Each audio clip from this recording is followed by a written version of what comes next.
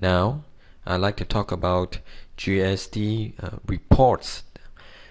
In SQL account, to look for the Malaysian GST, you can always drop down here and select the reports that you like to see.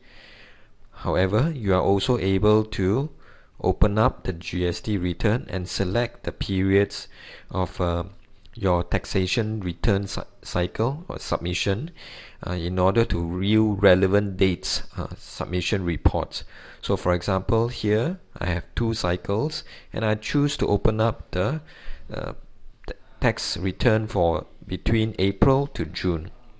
If I double click on it, I will be able to see this screen from April to June. And then if I go to print GST listing or print GST 03 or any other reports, I will be able to open up screens like this one from April to June. As you can see here, it gives you a very detailed breakdown listing of what is in your standard rated for tax as well as purchases, and of course all this transaction can be double clicked to drill down to source document. Now, if I want to view a different month, I can always go to the next tax return submission cycle. Let's say in this case it will be 1st of July to 30th of September.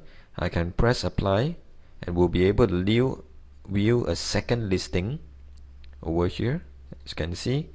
And now this one I have further breakdown of individual tax categories for this particular cycle of some tax return. Of course, I can also choose which tax return I just want to view. For example, if I just want to see only under exempted, apply again, I will be able to see those that's under exempted alone. And if I do want to preview the report, I can of course always preview and will be able to clearly see the numbers that I want to see for perhaps cross comparison purposes. It will give you the detailed breakdown of every tax codes and whether it's under sales or under purchase. Now, the other thing is, finally, your GST 03, you can always reprint your GST 03 by month or by quarterly. In this case, it will be April to June. It will be exactly the same as the one you have filed for the GST return earlier.